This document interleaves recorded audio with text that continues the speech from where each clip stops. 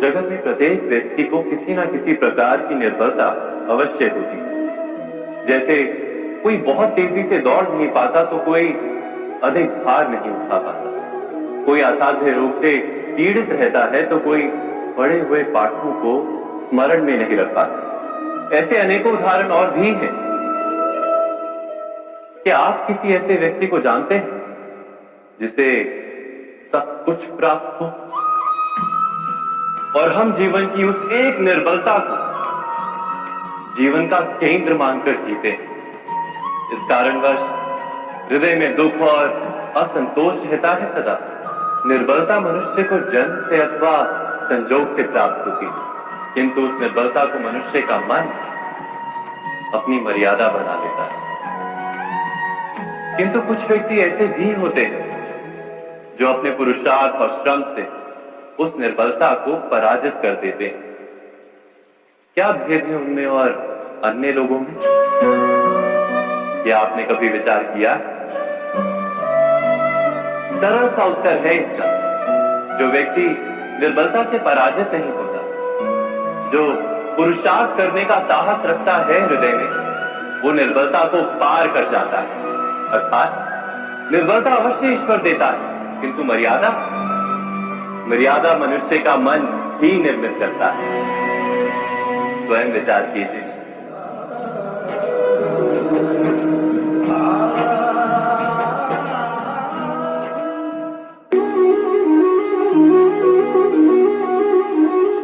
भविष्य का दूसरा नाम है संघर्ष।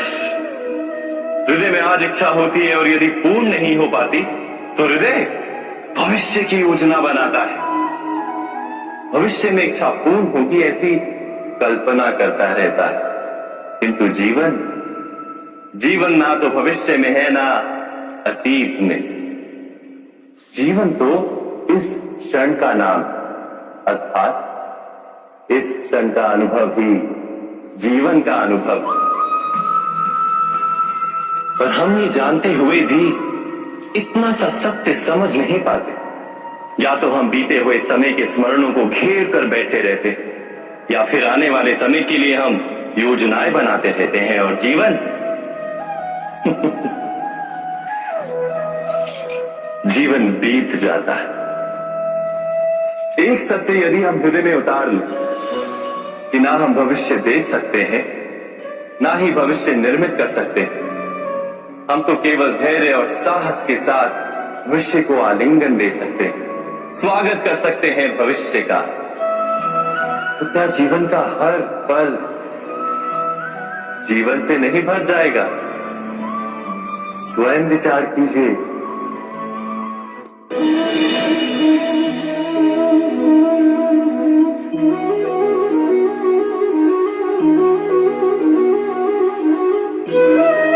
ज्ञान प्राप्ति सदा ही समर्पण से होती है, ये हम सब जानते हैं। किंतु समर्पण का वास्तविक महत्व क्या है? क्या हमने कभी विचार किया? मनुष्य का मन सदा ही ज्ञान प्राप्ति में विभिन्न बाधाओं को उत्पन्न करता है। कभी किसी अन्य विद्यार्थी से ईर्ष्या हो जाती है, कभी पढ़ाए हुए पाठों पर संदेह जमता है, और कभी गुरु द्वारा दिया गया दंड मन को अहंकार से भर देता है। नहीं, क्या ऐसा नहीं होता? न जाने कैसे कैसे विचार मन को भटकाते हैं, और मन की इसी अयोग्य स्थिति के कारण हम ज्ञान प्राप्त नहीं कर पाते। मन की योग्य स्थिति केवल समर्पण से निर्मित होती है। समर्पण मनुष्य के अहंकार का नाश करता है, ईर्ष्या, महत्वाकांक्षा आदि भावनाओं को दूर कर हृदय को शांत करता है और मन को एकाग्र करता है। वास्तव में ईश्वर की सृष्टि में ना ज्ञान की मर्यादा है, ना ज्ञानियों की। गुरु दत्तात्रेय ने तो गाय और श्वान से भी ज्ञान प्राप्त कर लिया था। अर्थात विषय ब्रह्म ज्ञान का हो, या जीवन के ज्ञान का, या गुरुकुल में प्राप्त होने वाले ज्ञान का, उसकी प्राप्ति के लिए गुरु से अधिक महत्व है उस गुरु के प्रति हमारा समर्पण क्या ये सत्य नहीं?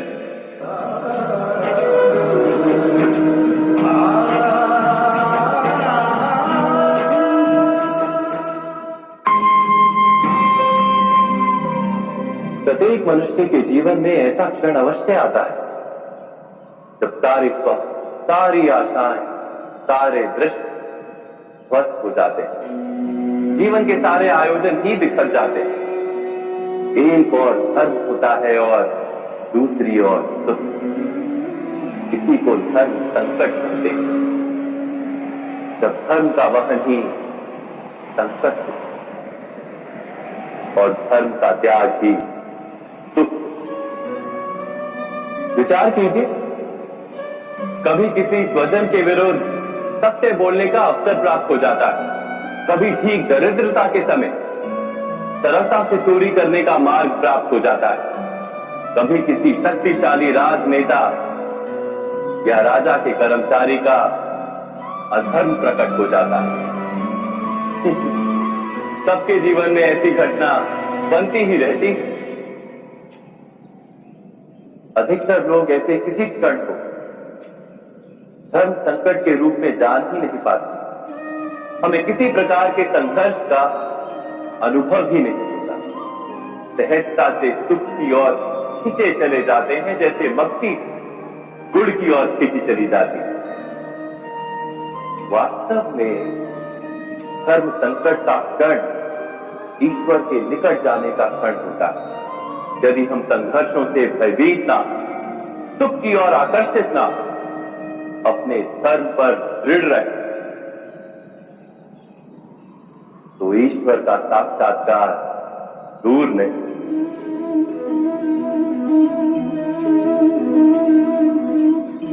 पवन से युद्ध करने वाला पत्ता यदि पेड़ से गिरता है तो भी आकाश की ओर उठता है।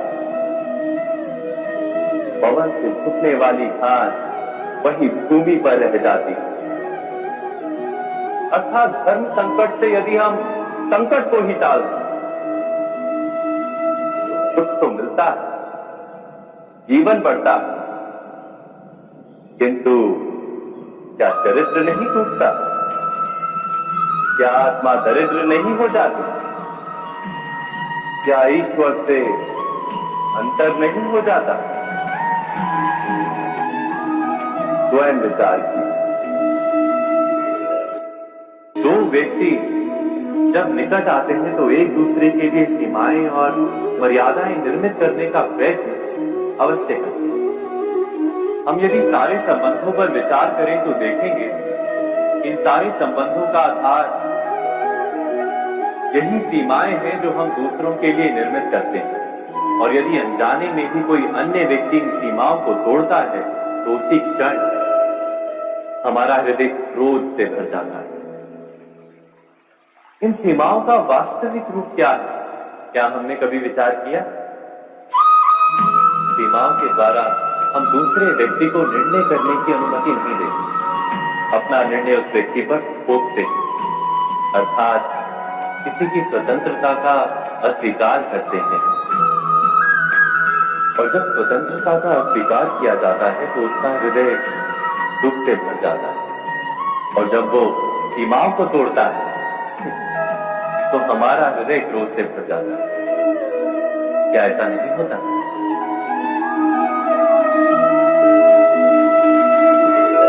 पर यदि एक दूसरे की स्वतंत्रता का सम्मान किया जाए तो किसी मर्यादाओं या सीमाओं की आवश्यकता ही नहीं होती।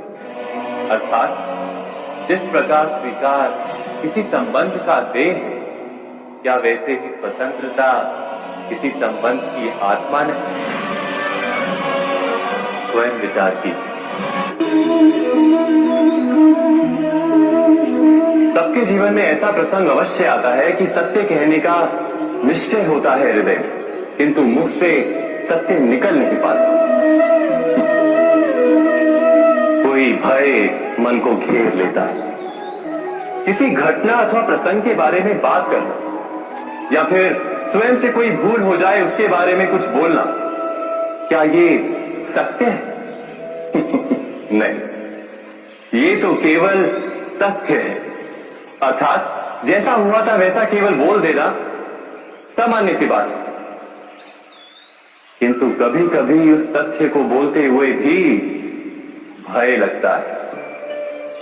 कदाचित किसी दूसरे की भावनाओं का विचार आता है मन, दूसरे को दुख होगा ये भय भी शब्दों को रोकता है। तो ये सत्य क्या है? क्या हमने कभी विचार किया है?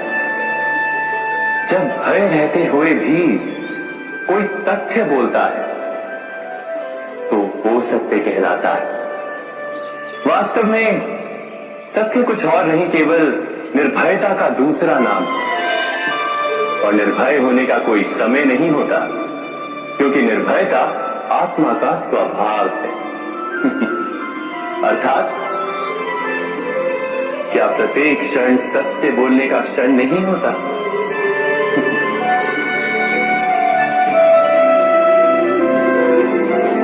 स्वयं विचार कीजिए।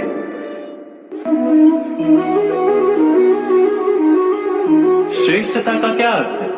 श्रेष्ठता का अर्थ है दूसरों से अधिक ज्ञान प्राप्त करना। अर्थात मूल्य इस बात का नहीं कि स्वयं कितना ज्ञान प्राप्त किया, मूल्य इस बात का है कि प्राप्त किया हुआ ज्ञान अन्य लोगों से कितना अधिक है। अर्थात श्रेष्ठता की इच्छा ज्ञान प्राप्ति को भी एक स्पर्धा बना देती है, और स्पर्धा में विजय अंतिम कब होती है?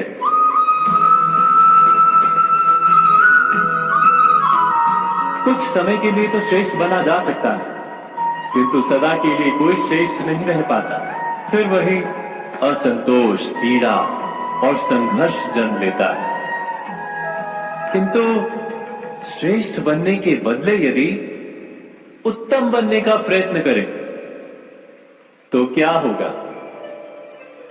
उत्तम का अर्थ है कि जितना प्राप्त करने योग्य है वो सब प्राप्त करना, किसी से अधिक पाने की इच्छा से नहीं, मात्र आत्मा की तृप्ति हेतु कुछ प्राप्त करना। उत्तम के मार्ग पर किसी अन्य से स्पर्धा नहीं होती, स्वयं अपने आप से स्पर्धा होती है। अर्थात उत्तम बनने का प्रयत्न करने वाले को देर अबेर सारा ज्ञान प्राप्त हो जाता है, बिना प्रयत्न के ही वो श्रेष्ठ बन जाता है। किंतु जो श्रेष्ठ बनने का प्रयत्न करता है वो श्रेष्ठ बने या ना बने, उत्तम कभी नहीं बन पाता।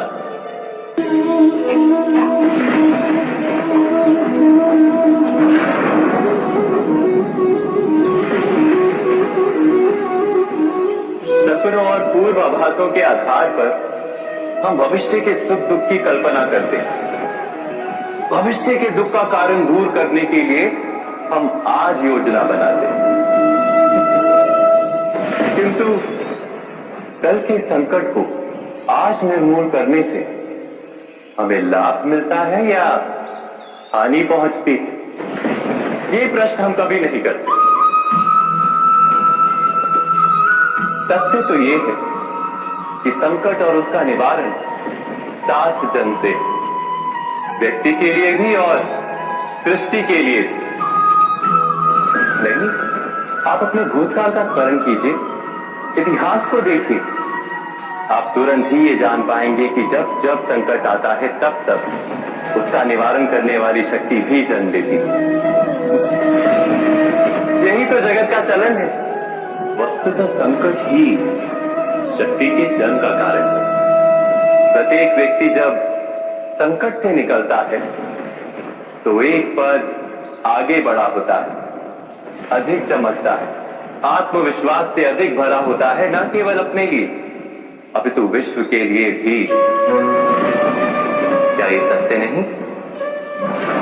वास्तव में संकट का जन्म है एक अवसर का जन्म, अपने आप को बदलने का, अपने विचारों को ऊंचाई पर करने का अवसर, अपनी आत्मा को बलवान और ज्ञान मंडित बनाने का। जो ये कर पाता है उसे कोई संकट नहीं होता, किंतु जो ये नहीं कर पाता वो तो स्वयं एक संकट है विश्व के लिए। विचार कीजिए।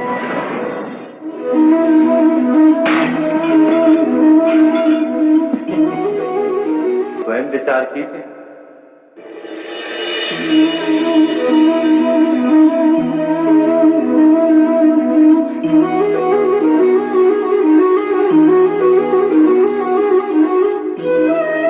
जीवन का हर क्षण निर्णय का क्षण होता है। प्रत्येक पद पर दूसरे पद के विषय में कोई निर्णय करना ही पड़ता है, और निर्णय अपना प्रभाव छोड़ जाता है। आज किए गए निर्णय भविष्य में सुख अथवा दुख निर्मित करते हैं, ना केवल अपने लिए, अपने परिवार के लिए, आने वाली पीढ़ियों के लिए। जब कोई दुविधा सामने आती है तो मन व्याकुल हो जाता है, अनिश्चय से भर जाता है। निर्णय का वो क्षण युद्ध बन जाता है और मन बन जाता है युद्ध भूमि।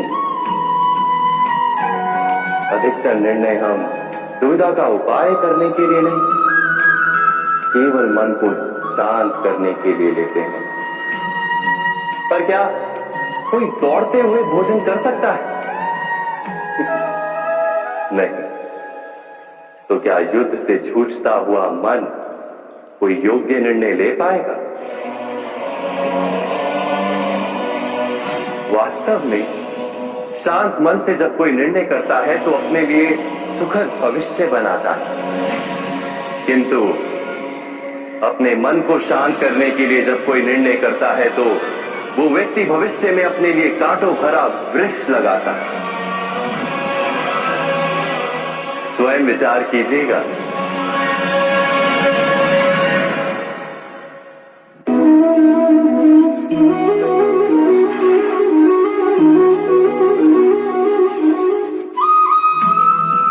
जीवन में आने वाले संघर्षों के लिए जब मनुष्य स्वयं को योग्य नहीं मानता, जब उसे अपने ही बल पर विश्वास नहीं रहता, तब उस सद्गुणों को त्याग कर दुर्गुणों को अपनाता है। वस्तुतः मनुष्य के जीवन में दुर्जनता जन्म ही तब लेती है जब उसके अंतर में आत्मविश्वास नहीं होता। आत्मविश्वास ही अच्छाई को धारण करता है। ये आत्मविश्वास है क्या?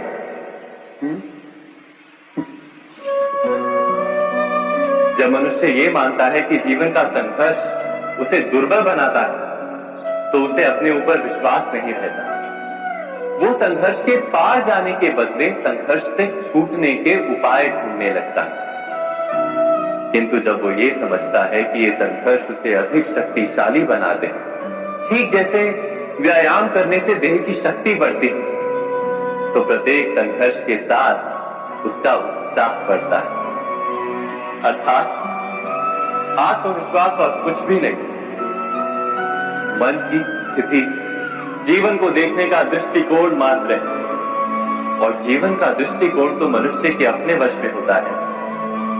स्वयं विचार कीजिए।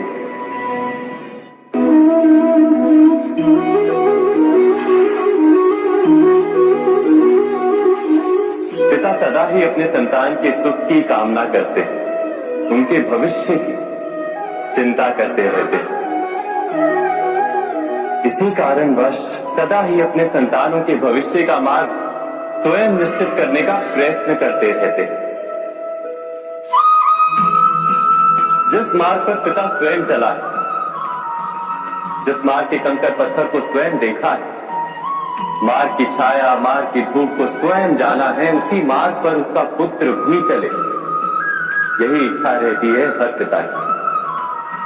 निसंदेह उत्तम भावना है ये, किंतु 3 प्रश्नों के ऊपर विचार करना हम भूल ही जाते हैं। कौन से प्रश्न?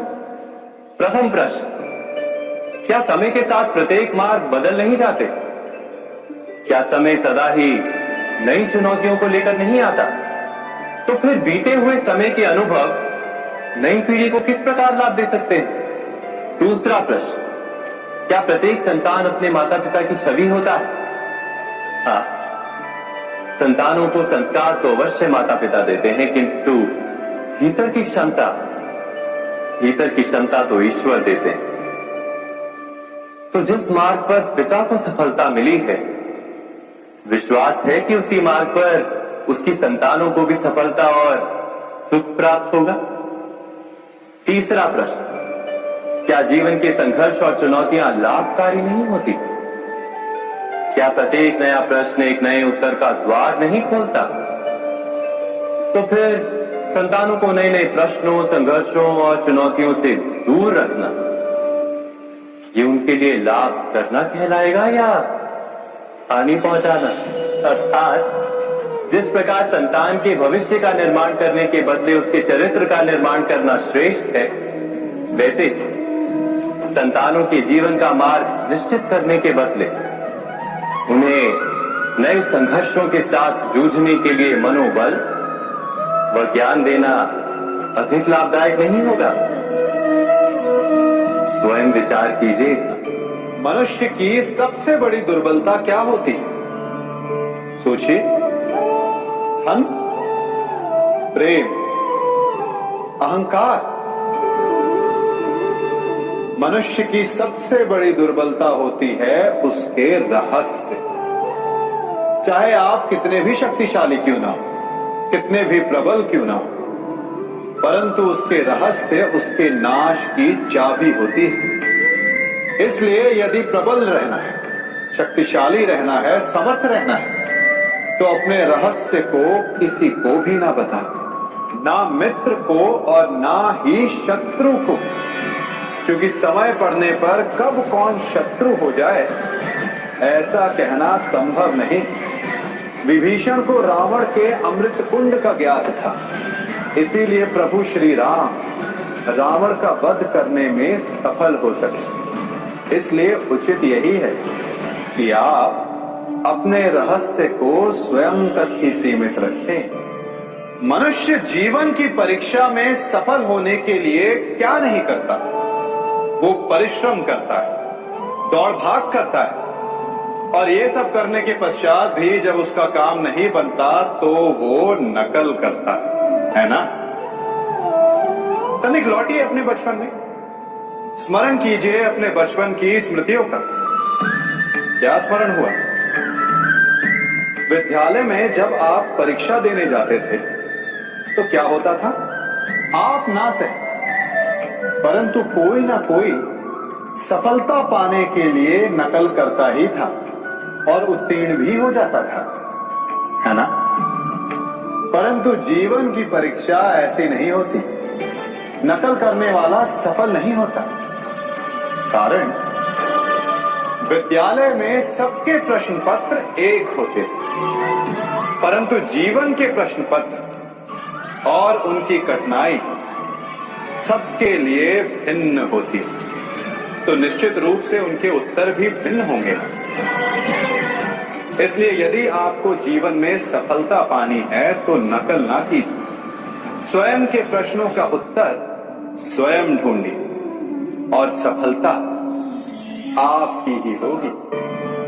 मनुष्य का जीवन हार और जीत, विजय और पराजय, सफलता और असफलता के मध्य झूलता रहता है। आपके साथ भी ऐसा होता होगा, है ना? जब आप सफल होते, किसी चुनौती पर विजय पाते हैं, तो मन प्रसन्नता से आनंद के उपवन में झूमने लगता है, और जब आप असफल होते हैं तब मन दुख और पीड़ा के सागर में डूबने लगता है। परंतु वास्तव में सफलता और असफलता है क्या? तनिक ध्यान से सोचिए। ये केवल हमारी मनोस्थिति मात्र है। हमारी पराजय तब नहीं होती जब हमारा शत्रु विजय प्राप्त कर ले। हमारी पराजय तब होती है जब हम पराजय स्वीकार करें। हम असफल तब नहीं होते जब हम लक्ष्य न पा सकते। हम असफल तब होते हैं जब हम प्रयास करना बंद करते। इसलिए प्रयास करते रहें और हार ना माने, क्योंकि जिस दिन आप हार स्वीकारना बंद कर देंगे, जीत आपके चरणों में होगी। सबने बरगद के वृक्ष को तो देखा ही होगा। क्या आपको ज्ञात है, बरगद के वृक्ष के बीज का आकार राई से भी छोटा होता है, परंतु बरगद का वृक्ष संसार के महाकाय वृक्षों में जाना जाता है।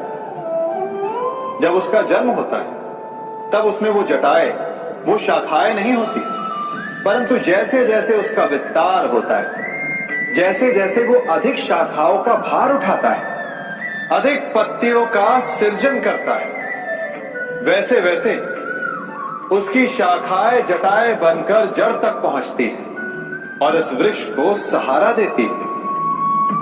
ये जीवन का बहुत महत्वपूर्ण पथ है। बिना लोभ लालच शुभ कार्य करें, अन्य लोगों की सहायता करें। धीरे धीरे आपने जिनकी सहायता की वो आपके सहायक बनते जाएं, आपकी जड़ों को और बलशाली बनाएंगे, आयु मान और आकार बढ़ाएंगे। सहजीवन, सहायता और निष्काम कर्म आपको मृत्यु के पश्चात भी मरने नहीं देगा, आपको अमर रखेगा। हमारा शरीर प्रकृति का एक महान आविष्कार है। इससे जटिल संरचना संसार में और कोई नहीं। हमारा शरीर जितना जटिल है, यदि इसे ठीक से जाना जाए तो इससे अधिक सरल ज्ञान देने वाला और कोई नहीं। हमारे शरीर में पंच इंद्रियां होती हैं जो हमें भाव, गुण और वस्तुओं का बोध कराती हैं। हमारे पास आंखें, नाक, स्पर्श के लिए त्वचा है, कान है और जीभा है। सबका भिन्न भिन्न कार्य है। आंखों से देखना, कानों से सुनना, नथनों से श्वास लेना, त्वचा से स्पर्श करना और जीभा से स्वाद लेना। परंतु क्या आपने कभी सोचा कि प्रकृति ने हमें 2 आंखें दी, 2 नथने दी, 2 कान दी, स्पर्श के लिए ये पूरा शरीर दी, परंतु जीभा केवल 1 दी? ऐसा क्यों? क्योंकि प्रकृति चाहती है कि हम देखें अधिक, सुने अधिक और ज्ञान अधिक अर्जित करें। बोले का, क्योंकि अधिक वाचाल नाश को निमंत्रण देता है। स्मरण रखिएगा।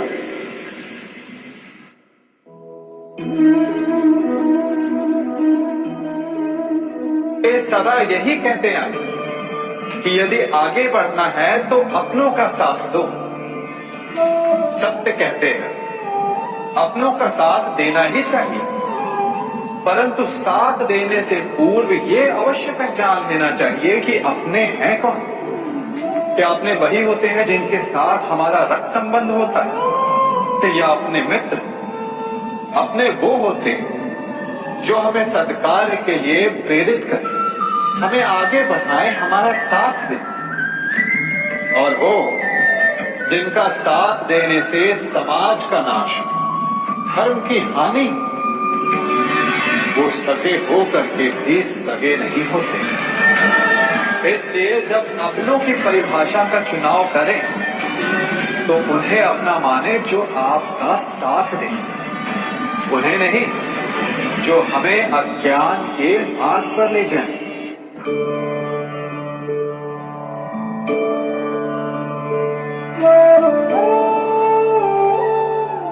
आप जिनसे प्रेम करते हैं सदा उनके समीप रहना चाहते हैं, नहीं चाहते कि कभी अपनों से दूर होना पड़े, बिछड़ना पड़े।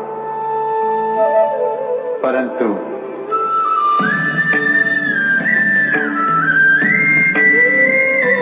एक समय के पश्चात अपनों से दूर हो जाना उन्नति के लिए आवश्यक है। आप माता पिता हैं। यदि आप अपनी संतान के जीवन के हर पथ पर उनका मार्गदर्शन करते रहेंगे तो आपकी संतान स्वयं मार्ग चुनना कैसे सीखेगी? मार्ग के कांटों से स्वयं को बचाना कैसे सीखेगी? इसीलिए एक समय के पश्चात अपनों से बनाई गई दूरी सदा लाभदायक रहती है। आज मैं आप सबको एक कथा सुनाता हूं। एक दिन प्रातः एक व्यापारी अपने घर से निकला। घर से निकलते ही एक बिल्ली ने उस व्यापारी का मार्ग काट दिया। व्यापारी घबरा गया। वो फिर से घर लौट गया और शुभ घड़ी की प्रतीक्षा करने लगा। और जब वो पुनः अपने घर से निकला तब वो वाहन जा चुका था जिससे राजा तक पहुंचकर उसे भेंट देनी थी। राजा को भेंट नहीं मिली। राजा क्रोधित हो गए। राजा ने उस व्यापारी का व्यापार बंद